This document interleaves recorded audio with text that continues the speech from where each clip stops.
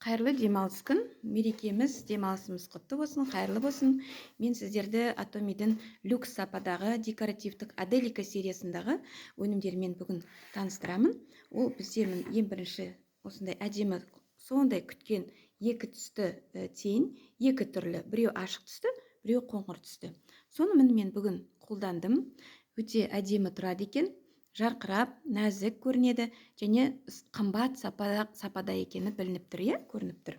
Және бізде румяна қазір новинкада келген, осындай өте ыңғайлы, сумкаңызға салып жүре береміз, сыйып кетеді. Сосын мынандай бронзатор, мынандай скулаларға жағатын, сосын мынандай бізде хайлайтер.